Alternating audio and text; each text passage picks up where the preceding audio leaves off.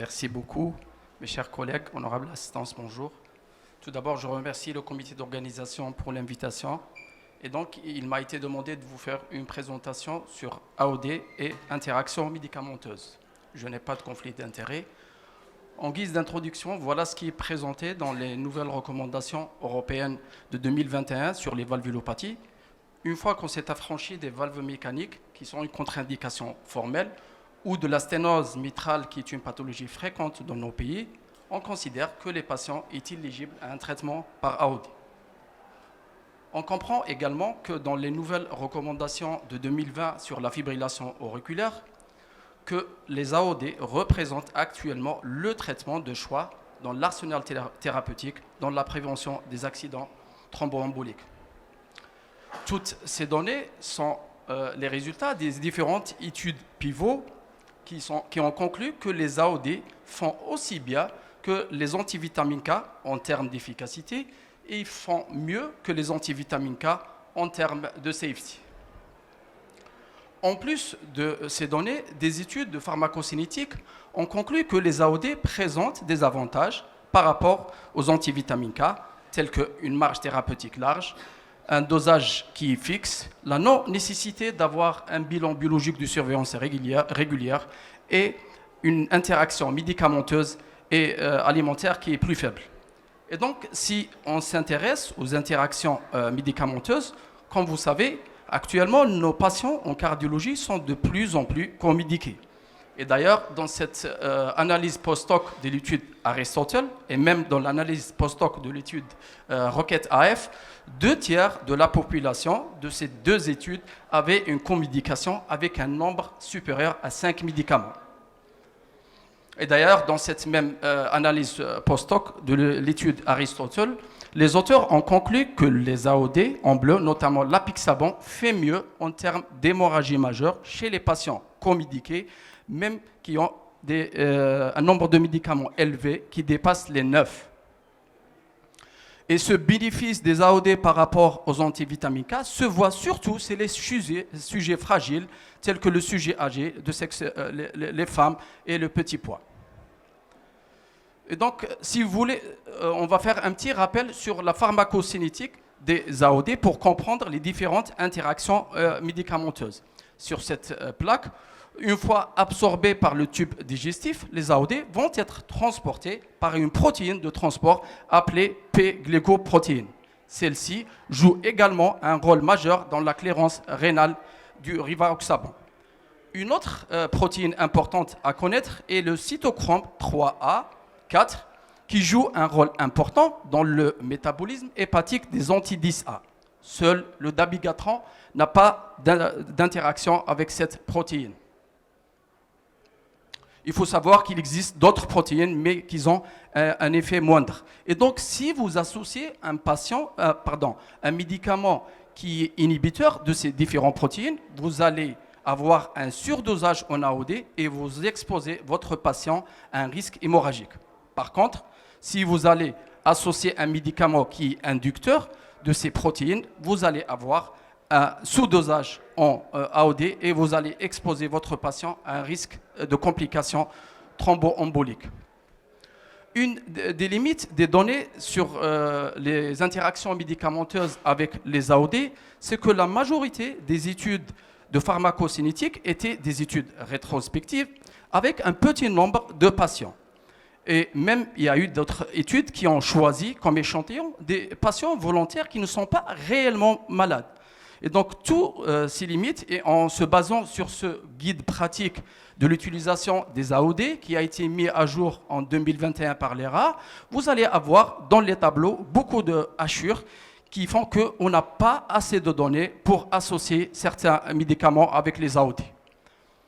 Concernant tout d'abord les traitements antiarythmiques, vous pouvez associer l'amiodarone avec tous les AOD, de préférence avec le rivaroxaban, mais avec une surveillance chez les patients exposés à faire des interactions médicamenteuses. Concernant la dronédarone, cette association est contre-indiquée avec le rivaroxaban et le dabigatran, même si d'autres auteurs ont permis cette association en décalant la prise de la dronédarone 2 heures après. L'association la plus permise est celle de la donnée d'Aran avec l'apixaban. Et si vous utilisez l'édoxaban, il faudra réduire la dose de moitié à 30 mg. Concernant la digoxine, cette association est permise avec tous les AOD. Si vous utilisez un inhibiteur calcique, s'il s'agit du diltiazème, les associations sont permises, sauf pour l'édoxaban où il y a des hachures et on ne dispose pas beaucoup de données. Si vous prenez, par exemple, vous utilisez le verapamil, il faudra réduire la dose du dabigatran à 110 mg. Par contre, les associations avec l'édoxaban et le rivaroxaban sont permises et on ne dispose pas de données sur l'apixaban. Concernant les antibiotiques, vous avez deux types d'antibiotiques, soit les inhibiteurs enzymatiques, soit les inducteurs enzymatiques. S'il s'agit d'un antibiotique inhibiteur enzymatique tel que l'érythromycine, toutes les associations sont permises, bien sûr avec surveillance chez les patients fragiles. Concernant l'édoxaban, cette association est permise également en réduisant la dose de moitié. S'il s'agit d'un antibiotique qui est inducteur enzymatique tel que la rifampicine, la seule association permise, c'est avec l'édoxaban et le reste des associations sont contre-indiquées.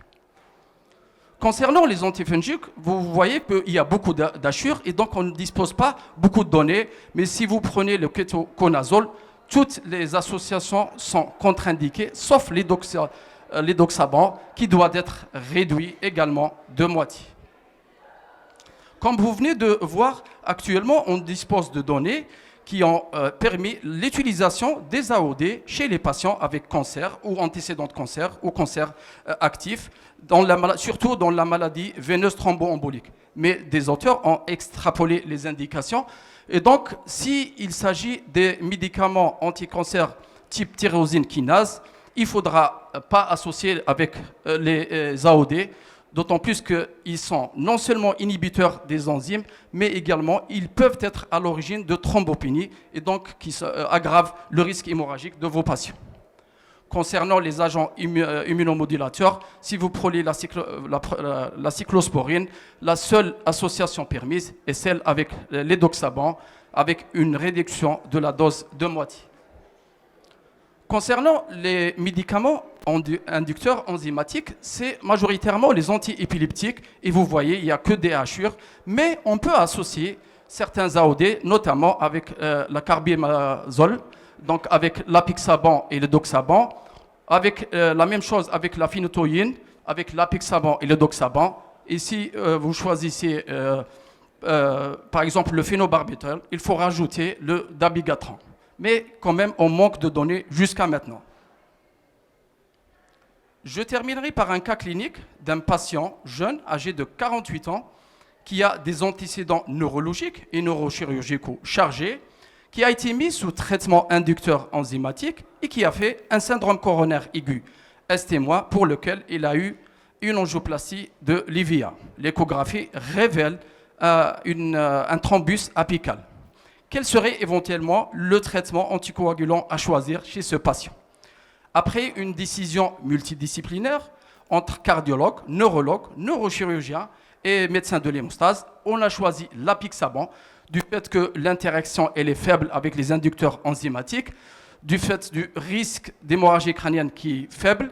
Bien sûr, c'est un patient qui nécessite une surveillance clinique, biologique en mesurant la concentration maximale et l'air sous la courbe de l'apixaban et une surveillance par l'imagerie avec des IRM régulièrement.